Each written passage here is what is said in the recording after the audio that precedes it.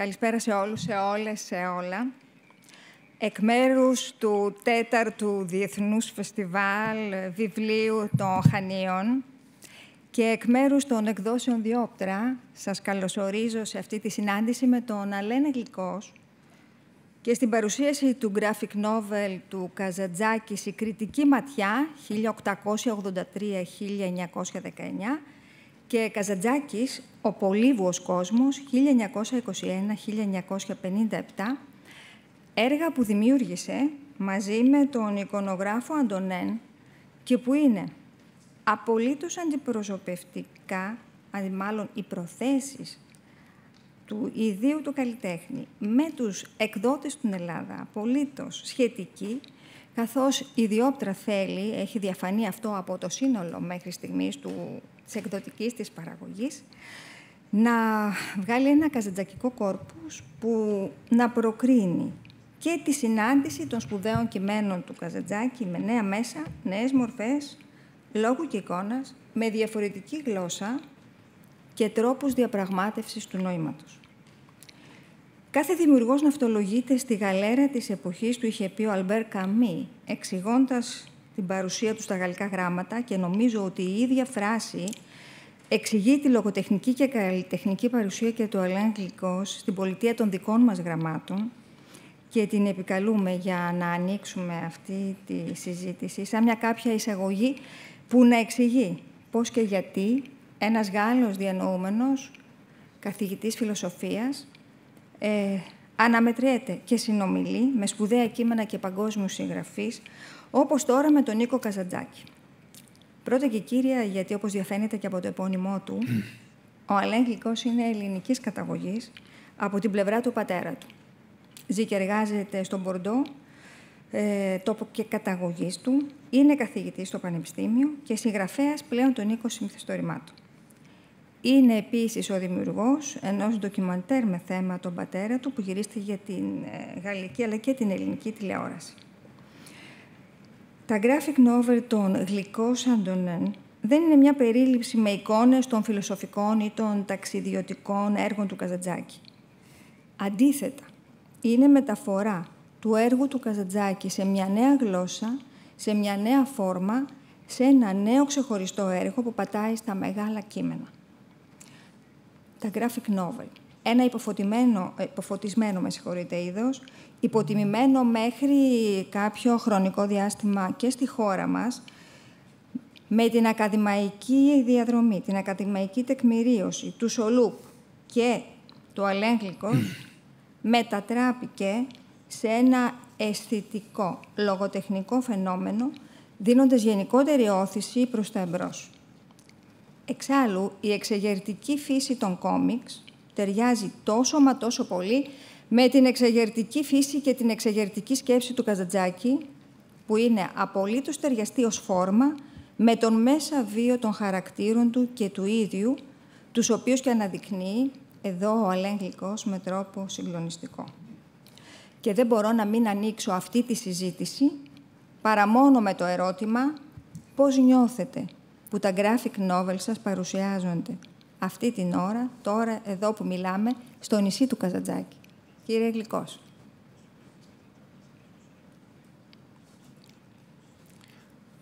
Bonsoir. Permettez-moi peut-être de dédier cette conversation à mon père, qui est un grec d'Asie mineure. Voilà, je lui dédie cette conversation. Je pense qu'il aurait été très ému de savoir que son fils avait publié un ouvrage en grec, lui-même qui a vécu en Crète. Pour répondre à votre question, je ne sais pas comment exactement est ressentie la publication de cet ouvrage, mais je crois que la question, c'est comment moi je le ressens. Comment je ressens c'est d'abord une grande émotion. C'est d'abord une grande émotion parce que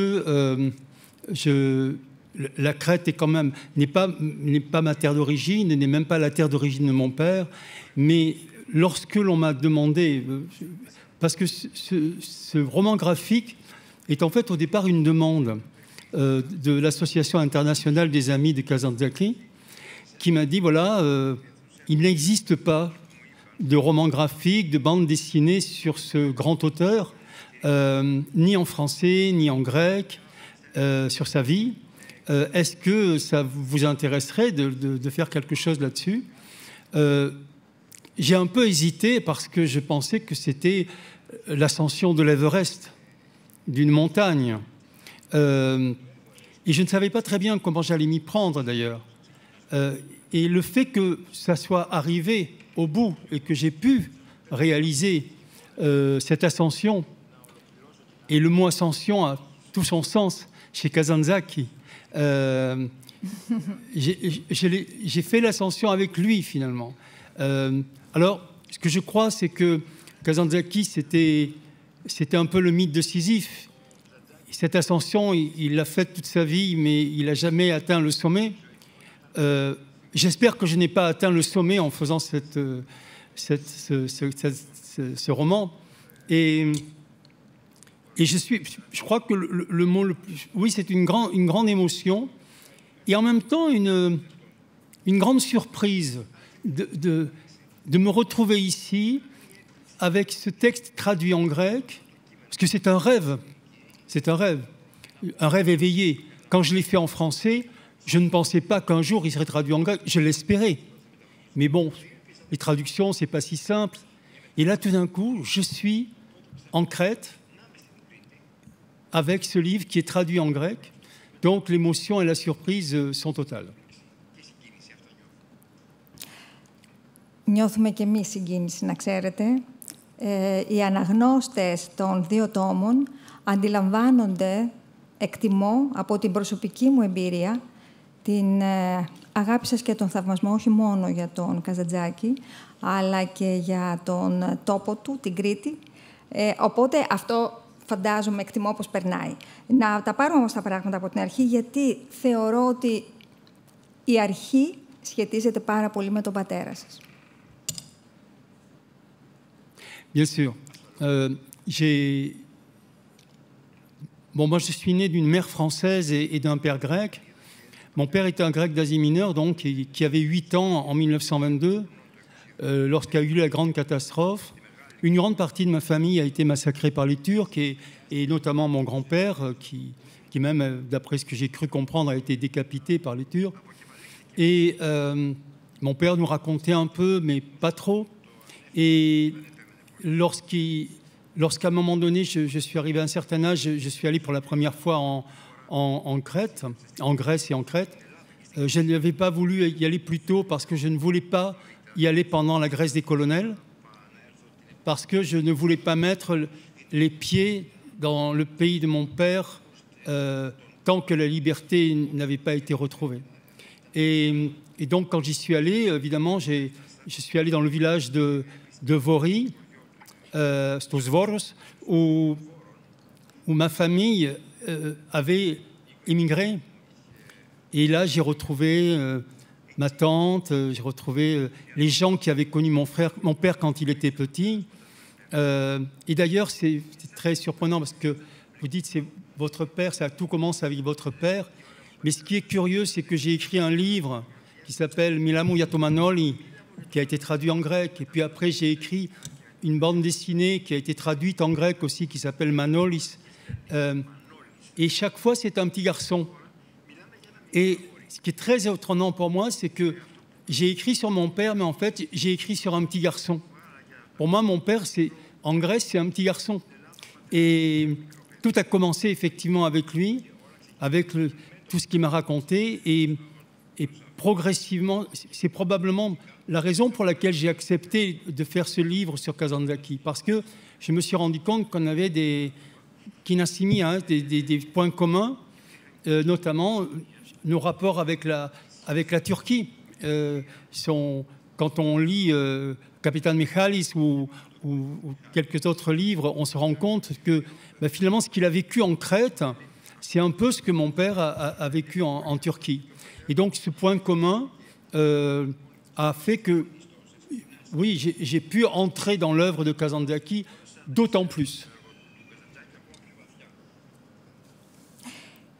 Θα μου επιτρέψει να διαβάσω κάτι, γιατί και στους δύο τόμους συνομιλείτε με τον Καζαντζάκη. Όχι μόνο πνευματικά, θέλω να πω.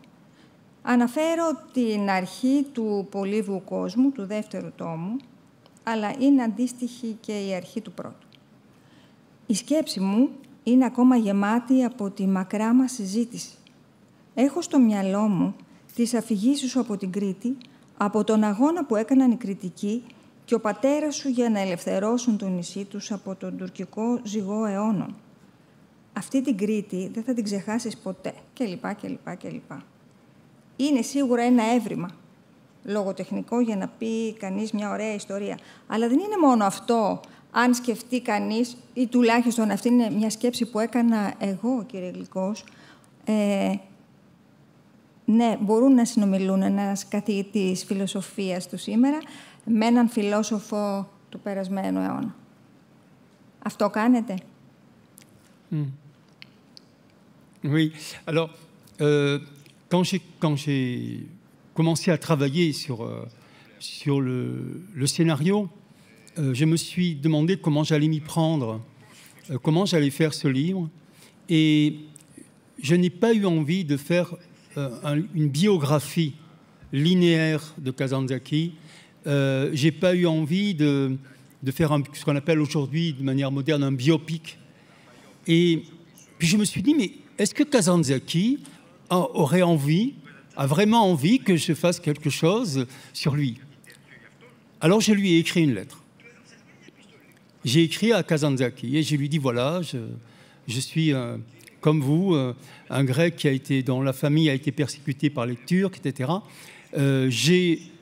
Je suis intéressé par vos romans, par votre philosophie. Est-ce que vous accepteriez de dialoguer avec moi? Et j'ai eu beaucoup de chance parce que Kazantzakis a accepté.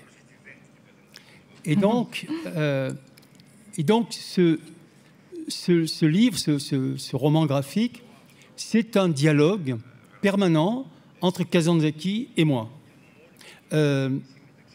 Parce que vous avez sûrement lu autant que moi, sinon plus, Kazantzakis, pour savoir que sa pensée est complexe, sa vie est une errance, sa philosophie est une hésitation permanente entre la pensée et l'action, entre l'ombre et la lumière, entre l'injustice et la justice, etc. Et ça m'intéressait d'errer avec lui, de marcher avec lui dans ses pas pour essayer de comprendre exactement ce qu'il voulait dire. Et puis, je n'étais pas toujours d'accord avec lui. C'est ça qui m'intéressait. Donc, de temps en temps, le professeur modeste de philosophie que je suis se permettait de dire à Kazantzakis « Ah, mais sur ce point, peut-être que je ne suis pas tout à fait d'accord. » Et il me répondait. Il me répondait gentiment ou moins gentiment, mais il me répondait et nous avons eu effectivement une joute philosophique. Et je crois que c'est ça qui fait tenir debout le livre. Vous savez, en littérature, quand j'écris des romans, je me dis toujours « Oh, mais j'ai écrit un livre sur la mort de ma mère, sur la mort de mon frère, etc. » Bon. Puis sur d'autres sujets. Et je me dis chaque fois « Bon, c'est des sujets, c'est banal. Tout le monde a écrit là-dessus. » Mais dans la réalité, ce qui est important dans la littérature, ce n'est pas le sujet, c'est la manière dont on traite le sujet. Roméo et Juliette, c'est une histoire extrêmement banale. Deux jeunes qui s'aiment, ils appartiennent à des familles qui se détestent, et tout ça, il va finir par la mort. Mais quand c'est Shakespeare qui l'écrit, ça change tout. Eh bien, je pense que c'est quand j'ai décidé d'écrire sous la forme d'un dialogue, c'est parce que pour moi, je me disais, l'écriture, c'est important. La manière d'écrire, la manière de présenter les choses, c'est extrêmement important. Et pas seulement raconter l'histoire, raconter sa vie, etc. Il fallait pour moi qu'il y ait une interaction entre son œuvre et mes préoccupations d'écrivain et de philosophe. Et j'espère que ça a donné un peu de vie au livre. Θα ήθελα να ρωτήσω πώς το έργο του Καζαντζάκη με την φιλοσοφική του διάσταση και τον πυκνό φιλοσοφικό του λόγο, πώς και πόσο εύκολο είναι να μην χαθεί μέσα στο format του graphic novel. Ξέρετε, ενώ μέσα σε ένα μπαλόνι πρέπει να βάλεις μια ολόκληρη φιλοσοφική σκέψη. Πώς γίνεται αυτή η πύκνωση? Dans une bulle, oui. Alors ça a été effectivement un défi, parce que si j'avais écrit un roman tout court, j'aurais pu délayer, et écrire quelque chose de plus complexe, de plus fin peut-être. Donc il y avait un vrai défi. Et il y a un autre dialogue dans ce livre, c'est le dialogue entre les images et le texte. Le sentiment que j'ai beaucoup travaillé avec Antonin, le dessinateur, on se voyait toutes les semaines et on confrontait. L'idée, c'était que chaque page devait être une mise en scène du texte et de l'image. Et je me souviens que quelquefois, Antonin me disait « Non, mais tu ne peux pas écrire ça parce que le dessin le dit déjà, ça serait redondant, ce n'est pas intéressant. » Et il m'a semblé que on pouvait aller à l'essentiel sans être trop long. Ça me rappelle une phrase de Voltaire. Voltaire écrivait beaucoup de lettres.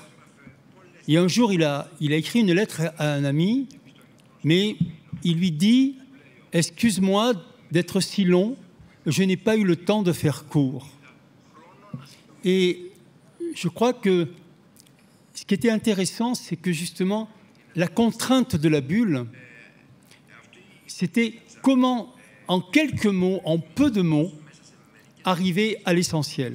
C'est-à-dire arriver, comme disent quelquefois les écrivains, jusqu'à l'os de sa pensée, de son errance, de ses hésitations, de ses retournements. Parce que c'est vrai que passer du Christ à Bouddha, puis à Lénine, puis Nietzsche, Bergson, Zorba, etc., c'est pas évident de le suivre dans cette errance. D'autant que en latin, je ne sais pas comment c'est en grec, mais parce que en latin, errance a la même étymologie que erreur.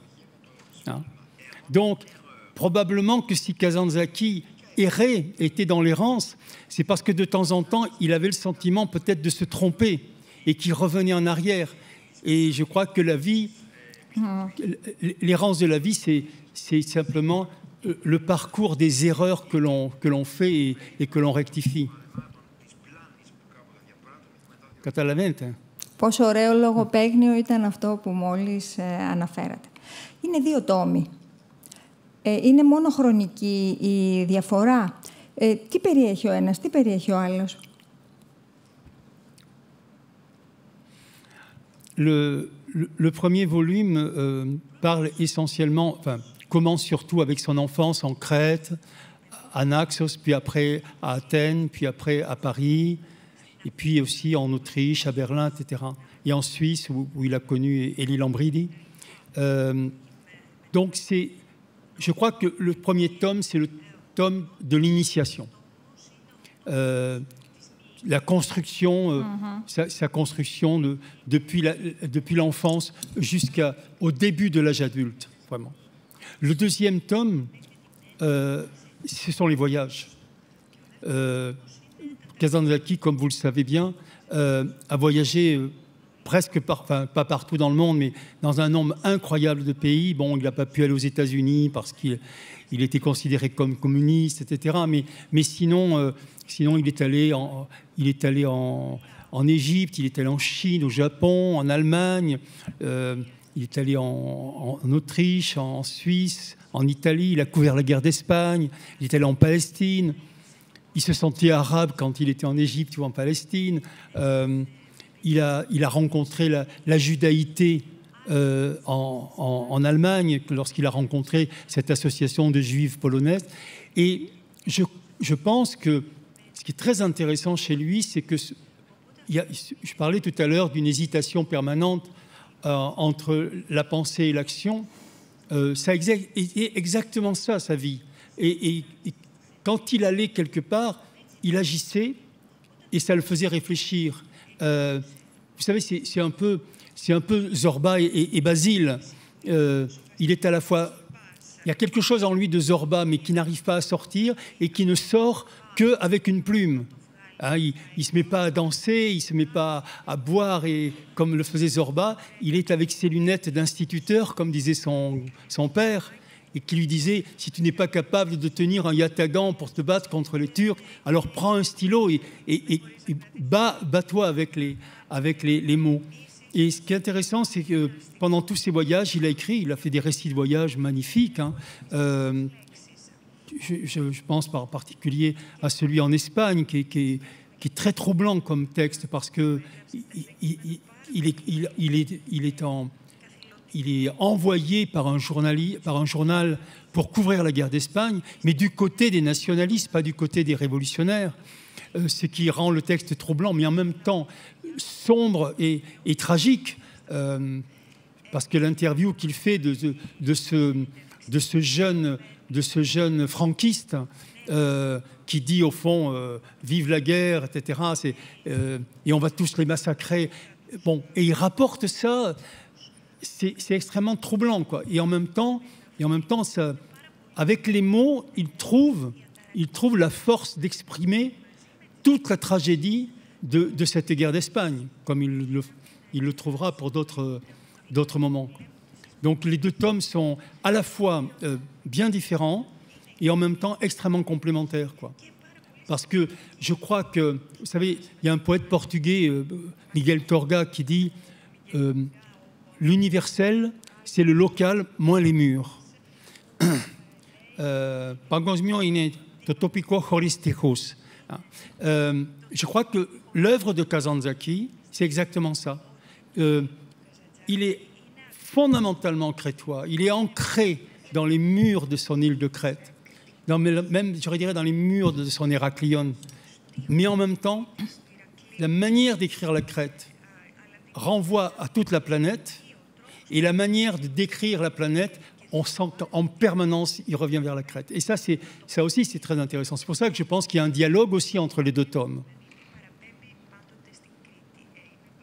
Je ne sais pas si je suis clair. Μια χαρά τα είπατε. Εγώ θέλω να συμπληρώσω εδώ ότι μου έχει μεταφερθεί από αναγνώστες του Καζαντζάκη ότι χάρη στον πολύβουο κόσμο επέστρεψαν πάρα πολλοί αναγνώστες στα ταξιδιωτικά του.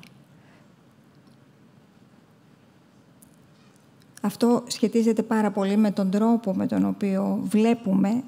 Θεωρώ τον δεύτερο τόμο εξαιρετικό, ίσως γιατί και εγώ που ήμουν αναγνώστρια του Καζαντζάκη και παραμένω φυσικά, αλλά ήμουν αναγνώστρια από την εφηβεία μου, θεωρούσα τα ταξιδιωτικά του δευτερεύουσα σημασίας μέσα σε όλο το κόρπους το καζαντζακικό ως έργα και δεν είναι καθόλου έτσι.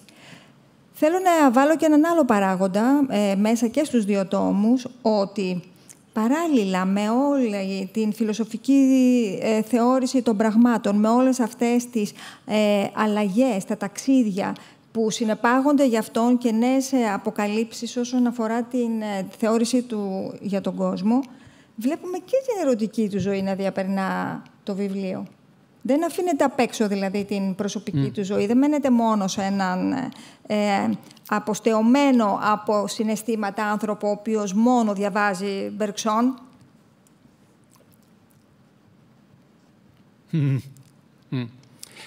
Που είναι και αυτή ενδιαφέρουσα, η ερωτική του ζωή. Oui, non, mais bien sûr, oui. Oui. D'ailleurs, j'ai eu l'occasion à Thessalonique de faire une conférence qui s'appelait Bergson et Kazantzakis et Bergson. Donc, je pense qu'effectivement, on aurait pu faire aussi une conférence sur Kazantzakis et Nietzsche. Alors, moi, j'ai fait le choix de ne pas occulter l'importance qu'ont joué les femmes dans sa vie. Parce que, déjà, tout le monde se souvient au début du rapport au Gréco de cette anecdote avec la petite Éminée, hein, qui, pour moi, ça résume toute la vie de Kazantzakis. Vous savez, les traumatismes d'enfance nous portent toute notre vie. Comme disait un poète, l'adulte n'est qu'un enfant couvert de cicatrices.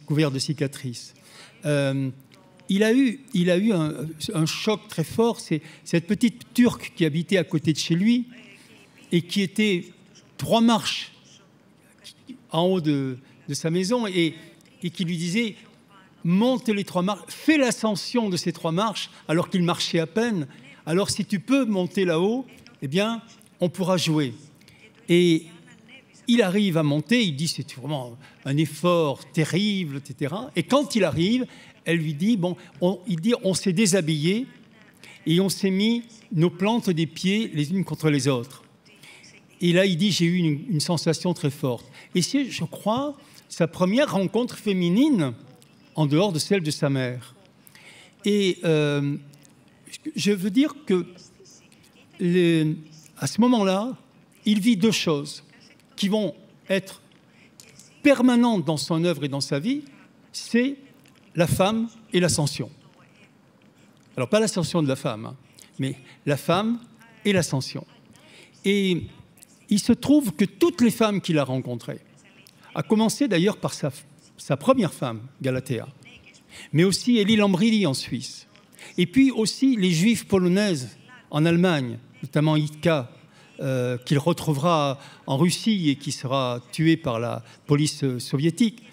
Toutes ces femmes vont lui donner des leçons de justice sociale, des leçons de morale, des leçons de courage, vont un peu le renvoyer à ses chères études en lui disant, je me rappelle, c'est peut-être Itka, oui, qui dit vous portez un manteau de riche, etc., alors que nous, on crève de faim. Il y a une scène extraordinaire, d'ailleurs, chez Kazantzakis. C'est quand il va se promener tout seul dans Berlin où les gens meurent de faim. Et cette misère va conduire, d'ailleurs, à la montée du fascisme. Et il va se promener tout seul et il voit une jeune femme assise sur un trottoir qui n'a rien à manger et elle a la jupe relevée un peu haut et on lui voit apparemment elle n'a pas de culotte et Kazantzakis passe comme ça et lui dit « Madame, on voit votre nudité ». Et elle dit « Tu me parles de nudité alors que j'ai rien à manger ?» Et elle dit « La pudeur, c'est une affaire de riches ». Et là encore, il reçoit une leçon d'une femme qu'il croise comme ça dans la rue et qui est en train de mourir de faim. Même elle lui donne une leçon. Et j'ai l'impression, mais en même temps, beaucoup de ces femmes qui lui ont donné une leçon, qui l'ont renvoyé à ses chères études, se sont retrouvées dans son lit. Et ça m'a fait beaucoup penser, d'ailleurs je lui dis à Kazantzakis à la fin du 2e tome, finalement, il a mis 10 ans à écrire l'Odyssée, les 33 333 vers. Et ce n'est pas un hasard, parce que la vie de Kazantzakis, c'est une Odyssée. Il est comme Ulysse. Il va de ville en ville, il va de point en point, et chaque fois, il rencontre une femme qui, finalement, l'accueille. Vous savez, on dit quelquefois que l'Odyssée, c'est le livre de la Philoxénia. Je crois que chaque fois, il y a une femme qui l'accueille, et chaque fois, il repart, et il change, etc. Mais cette femme-là, chaque fois, le fait progresser dans sa réflexion, et dans sa mutation philosophique et dans sa mutation sociale. Parce qu'effectivement, c'était un intello bourgeois, enfin bourgeois. Il n'était pas issu d'un milieu bourgeois, mais il était un petit peu quand même intellectuel. Bon. Et ces femmes l'ont remis en question, et je crois que c'est quand même quelque chose d'important, et malgré l'érotisme. Et d'ailleurs, de mon point de vue, la seule qui n'a pas joué ce rôle, c'est Hélénie, c'est la dernière. Parce qu'Hélénie, au fond, elle a été un peu sa servante, elle a servi Kazantzakis, mais elle était à ses petits soins, elle l'a pas renvoyé comme a pu le faire Galatée, qui à un moment donné a dit, bon écoute, on se voit jamais, parce que Galatée c'était une femme forte qui écrivait, qui a eu des problèmes. Élie Lambridi, elle a été déchue de sa nationalité quand elle était en Angleterre, elle a été en prison. Voilà, il a rencontré des femmes fortes comme ça. Et peut-être que dans l'érotisme, il faut quand même un rapport, il y a peut-être un petit rapport de force aussi dans l'amour.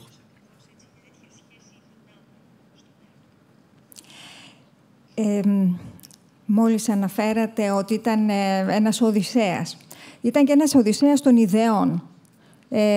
Ταξίδευε από ιδέα σε ιδέα, μέσα και από τις συναντήσεις του ή με ανθρώπους ή με πολιτικές θεωρίες ή με κοινωνικές θεωρίες, με φιλοσοφικές θεωρίες, με τον χριστιανισμό, με τον βουδισμό. Το βλέπουμε αυτό. Και τα ταξίδια του συνεπάγονται και μια αλλαγή στον τρόπο φιλοσοφικής σκέψης και αντίληψης των πραγμάτων.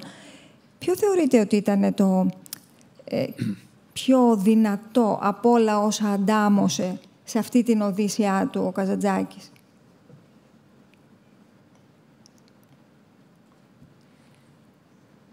Je crois qu'il y a au moins trois choses. La première, ce sont ces femmes juives. Et il écrit des pages magnifiques où il fait l'éloge des Juifs, où il fait l'éloge de la judaïté. Donc ça, c'est quand même quelque chose d'important. Donc cette rencontre avec ces femmes. Bon. Ensuite, il y a la Russie, l'Union soviétique. Là, à un moment donné, il va considérer que Lénine, c'est le Messie arrivé sur Terre. Au fond, les catholiques, enfin, les chrétiens attendaient le Messie. Ben, le Messie, ça y est, il est là, il est sur. Il s'est fait complètement.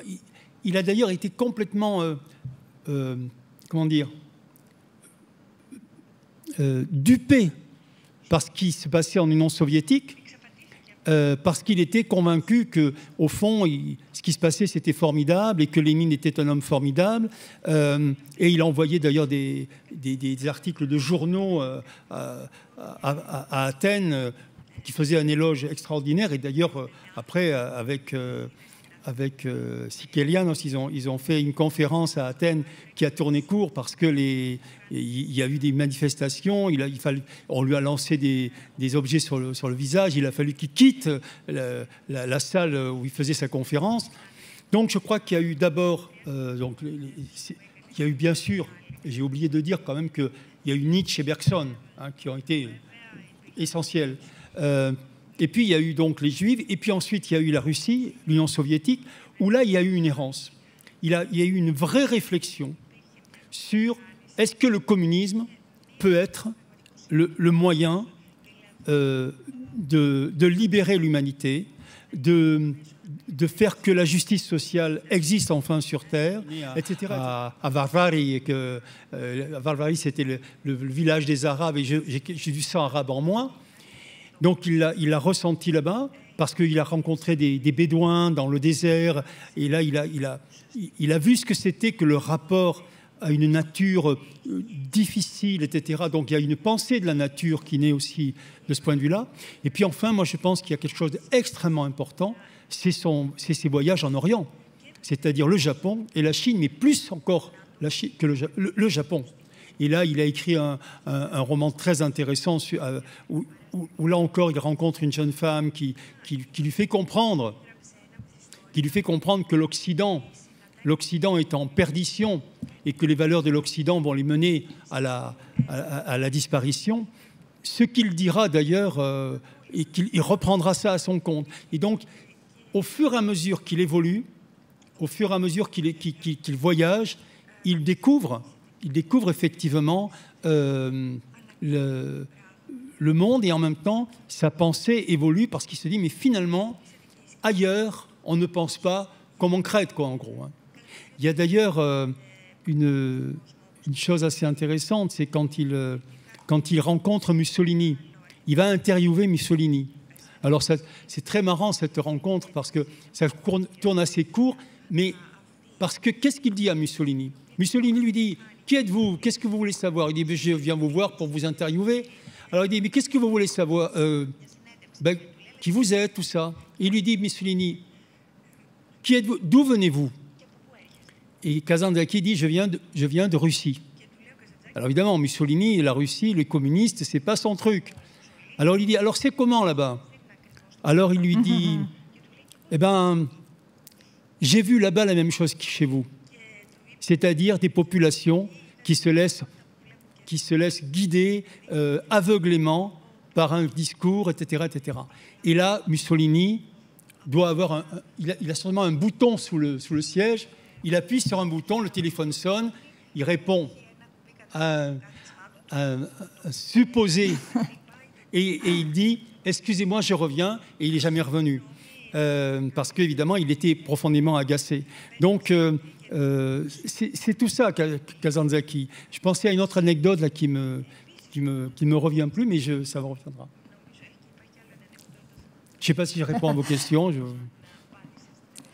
Εγώ θέλω να προσθέσω εδώ ότι όλα αυτά που συζητάμε δεν είναι μια γενική κουβέντα για τον Καζαντζάκη. Αυτά υπάρχουν μέσα στα δύο graphic novel και θέλω να το καταστήσω σαφές για να αντιληφθούμε και πόσο ωραίο, πόσο ελκυστικό είναι το βιβλίο, ας πούμε, το σκηνικό με τον Μουσολίνι που μόλις αναφέρατε.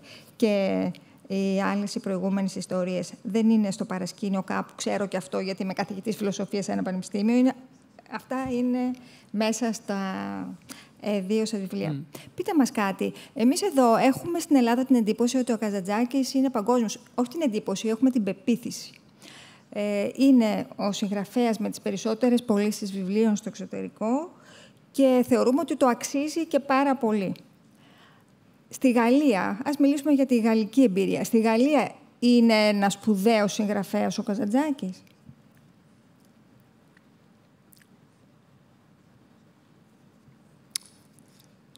Λυπάμαι καθόλου. En fait, chaque fois que je dis que j'ai écrit un roman graphique sur Kazantzakis, en France, on me dit « Sur qui ?» Et alors là, il faut que je dise « Zorba ». Ah oui, Zorba. Mais quand les gens parlent de Zorba, ils ne parlent pas du livre, ils parlent du film. Étant convaincu d'ailleurs que Zorba, c'est Anthony Quinn. Hein. Bon, voilà. Donc en fait, pour des raisons que je ne connais pas, que je ne comprends pas, Kazantzakis est ignoré en France, très peu connu. Alors heureusement, il y a une maison d'édition qui est en train de, un peu comme Dioptra en Grèce, qui est en train de rééditer toute l'œuvre de Kazantzakis. C'est les éditions Cambourakis qui ont publié, d'ailleurs, c'est eux qui ont publié mon roman graphique en français. J'espère que ça va aider. J'espère que mon roman graphique va trouver de nouveaux lecteurs. Mais très honnêtement, je ne sais pas pourquoi. Vous savez, en France, la Grèce est finalement très mal connue. Pour les Français, la Grèce, c'est la mer, le soleil et l'archéologie, les sites archéologiques. Alors, les sites archéologiques, pour une certaine élite, finalement. Hein.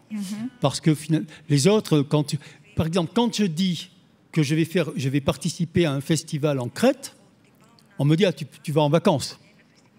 C'est pas sérieux, quoi. En gros, aller en Crète, j'ai passé 3 mois en Crète, à Héraklion, dans le cadre d'un programme européen.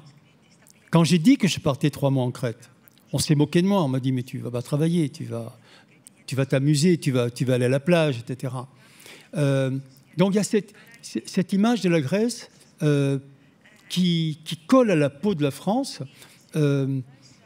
Et même chez les plus lettrés, moi j'ai des amis intellectuels, etc. Quand je leur ai dit que je faisais une nouvelle sur Kazantzakis, ils m'ont dit qui c'est Kazantzakis? Et pour moi c'est une inconnue, je ne sais pas pourquoi. Mais je suis très triste de ça, alors j'essaie d'en parler. Et d'ailleurs, il y a eu très peu de presse en France, il n'y a eu quasiment pas de presse sur ce livre. Ο φίλος σας, ο Σολούπ, όταν έκανε graphic novel τον Αλέξη Ζορμπά, έβαλε μέσα και τον Ζορμπά. τον Άντονι Κουίν εννοώ, σε μία σελίδα, θέλοντας να καταδείξει αυτό ακριβώς, το πόσο η ταύτιση πια με την ταινία μας έχει αφαιρέσει την ουσία και την αξία ενός πολύ σπουδαίου κειμένου. Πείτε μου κάτι, εκτιμάτε ότι τα graphic novel που μεταφέρουν βιβλία ή graphic novel όπως οι δύο τόμοι δικοί σας που μεταφέρουν ένα ολόκληρο έργο, έναν ολόκληρο κόσμο μάλλον εδώ, το καζαντζακικό σώμα, μπορούν να επηρεάσουν τους νεότερους να διαβάσουν ξανά, να επιστρέψουν στα μεγάλα κείμενα? Το λέμε συχνά αυτό, έτσι, και λίγο στερεοτυπικά, ότι είναι ένας τρόπος ή είναι ένας τρόπος.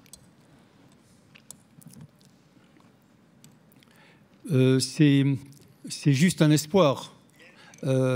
Je l'espère beaucoup, mais bon, la jeune génération, alors quand on dit les jeunes, d'abord, il n'y a pas qu'une jeunesse, il y a plusieurs jeunesses. Je veux dire que il y a des jeunes qui ne lisent pas du tout, qui ne lisent plus rien, qui sont que sur les réseaux sociaux. Donc ceux-là, je ne pense pas que même les romans graphiques les amèneront à lire les textes. Ce que j'espère, ce que je pense, ce que je crois, j'en sais rien, mais je lance ça comme ça, que peut-être ces deux romans graphiques, enfin ces deux tomes, peuvent être un outil pédagogique. C'est-à-dire que peut-être que les enseignants peuvent s'emparer de ces et utiliser ces romans graphiques pour aider les élèves à aller un peu plus loin et à lire Zorba, à lire le Christ recrucifié ou les frères ennemis. Moi, je l'espère. Vous savez, je crois beaucoup que les jeunes, les enfants sont complètement aliénés au tsunami de la culture américaine, au tsunami des réseaux sociaux, au tsunami des vidéos. Donc, le rôle des enseignants, aujourd'hui, est essentiel. Si les enseignants n'arrivent pas à trouver l'énergie, par des biais comme ça, de donner envie de lire autre chose aux enfants, la cause est perdue. Donc, voilà. Mais c'est mon sentiment, peut-être que j'ai tort. Θα δώσουμε σε λίγο το λόγο στο κοινό για να λάβουμε μία-δύο ερωτήσεις έως το κλείσιμο. Αλλά θα ήθελα να σας ρωτήσω αν έχετε κάποιο μελλοντικό σχέδιο που να σχετίζεται είτε με το έργο του Καζαντζάκη, είτε με τα graphic novel.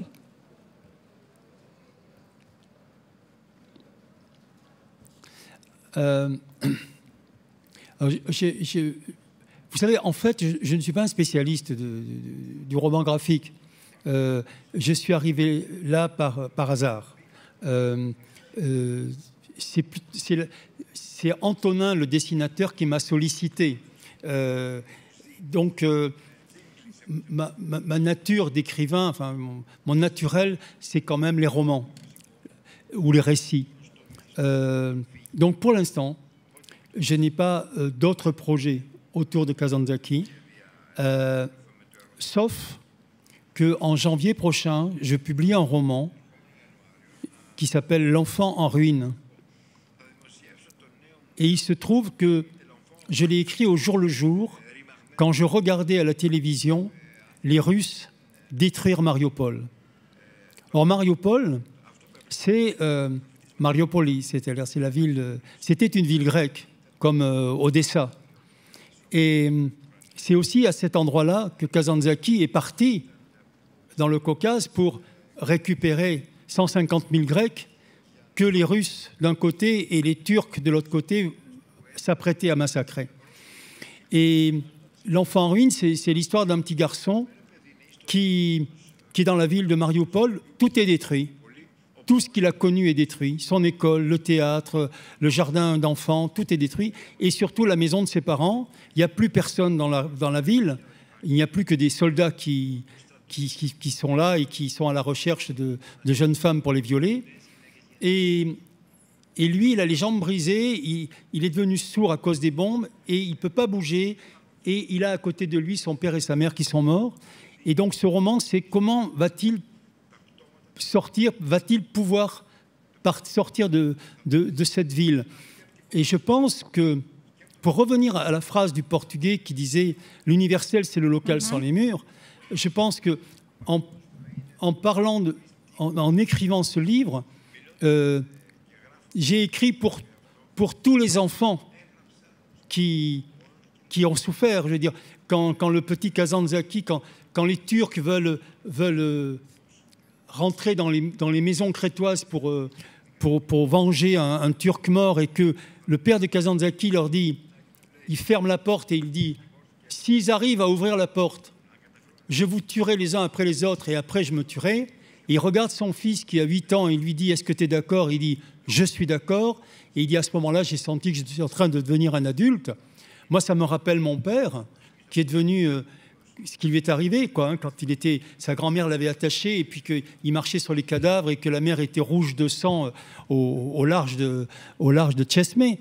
Et ce petit enfant ukrainien, c'est l'enfant grec de Victor Hugo. C'est tous les enfants qui, en ce moment, sont sur les routes du monde et qui fuient les bombes et qui fuient les massacres. Voilà. Donc, je crois que j'écris, oui, pour répondre à votre question, oui, Kazantzaki est encore là. Mais je pense que désormais, il sera un peu toujours là, quoi. Parce que quand on travaille pendant 2 ans ou 3 ans sur Kazantzaki, on n'en sort pas complètement indemne.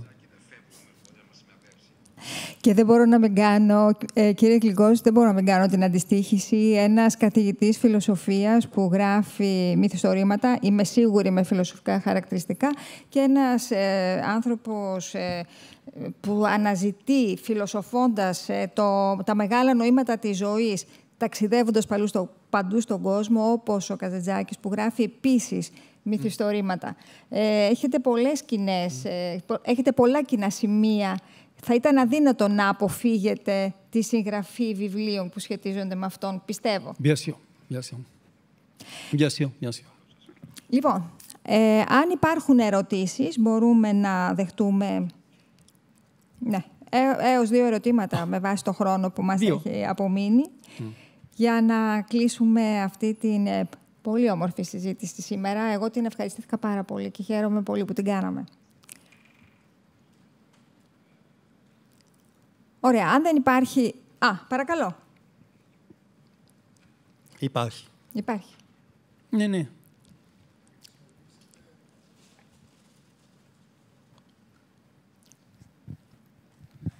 Ευχαριστώ. Συγχαρητήρια για τη δουλειά σας. Ποιες ήταν οι πηγές που χρησιμοποίησατε για την άντληση των βιογραφικών στοιχείων του Καζαντζάκη?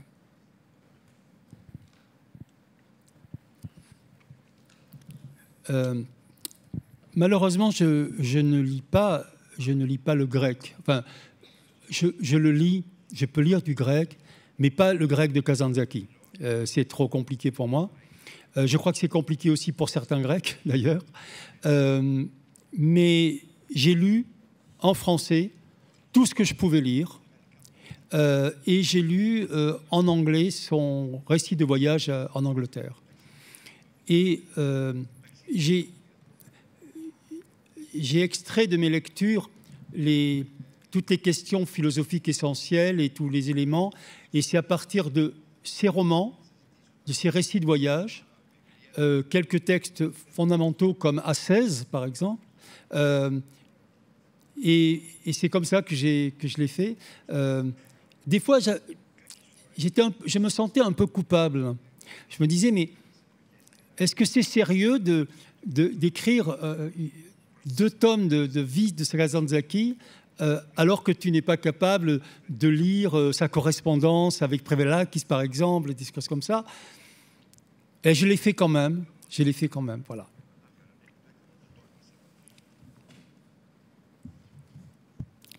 Κάποιος άλλος?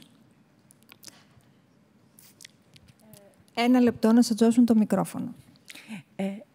Εγώ θα ήθελα να ρωτήσω τον αγαπητό φίλο Αλέν Γλυκός αν θεωρεί ότι η εικονογράφηση πρόσθεσε κάτι επιπλέον στην αφήγηση γύρω από το έργο του Καζαντζάκη, γύρω από την ιστορία.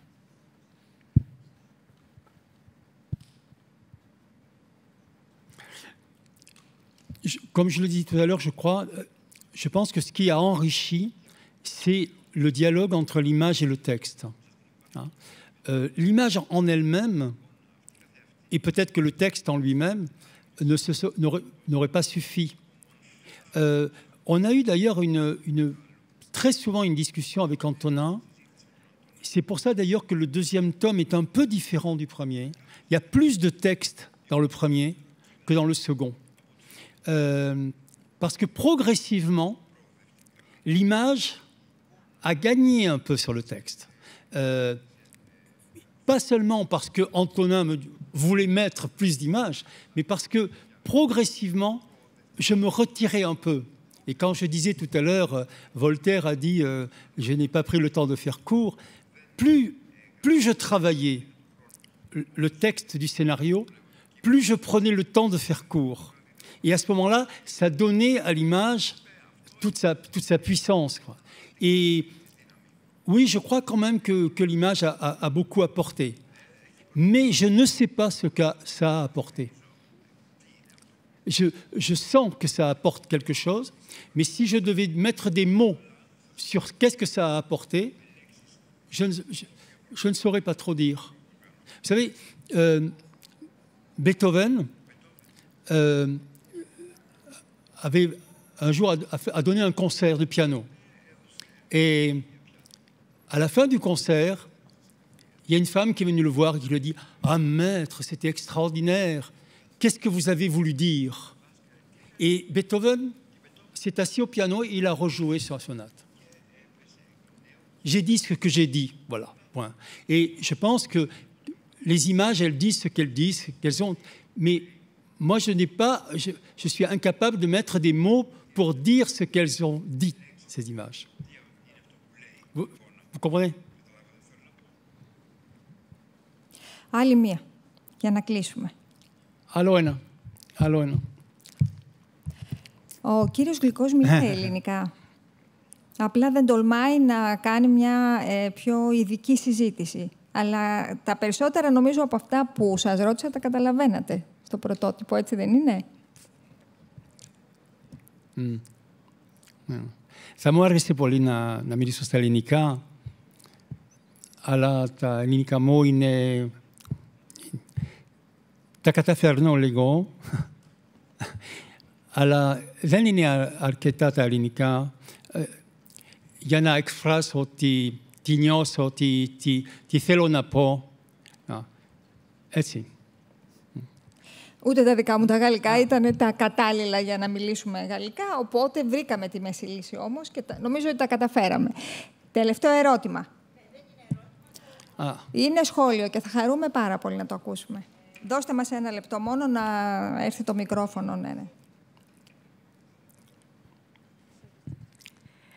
Θα ήθελα πάρα πολύ να συγχαρώ για την πολύ σπουδαία αυτή διοργάνωση. Είμαι πάρα πολύ χαρούμενη. Θέλω να μεταφέρω στο κοινό μια προφητική ρίση το 1994 που είπε ο Αλέν στο συνέδριο που έγινε στο Ρέθυμνο. Είπε «Βρισκόμαστε στην εποχή της πλημμυρίδας των πληροφοριών και χάθηκε η πληροφορία». Και θυμάμαι ότι είχαμε εντυπωσιαστεί, φανταστείτε πώς νιώθουμε τώρα. Και πάλι θερμά συγχαρητήρια για την πολύ σπουδαία αυτή συζήτηση που έγινε απόψε. Πιστεύω ότι θα ανοίξει δρόμος για να διαβάσουν ιδίως τα παιδιά που έρχονται από την εικόνα.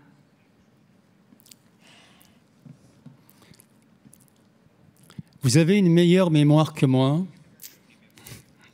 Je ne me souviens pas d'avoir dit ça, mais si vous le dites, ça doit être vrai. Il y a juste une dernière chose que il y a une phrase qui est hyper importante que dit Kazantzakis à un moment donné, qu'il me dit à moi dans le dialogue. Il dit il y a quelque chose de plus vrai que la vérité, c'est la légende. Voilà. Θα κλείσουμε εδώ. Ευχαριστούμε πάρα πολύ. Ευχαριστώ.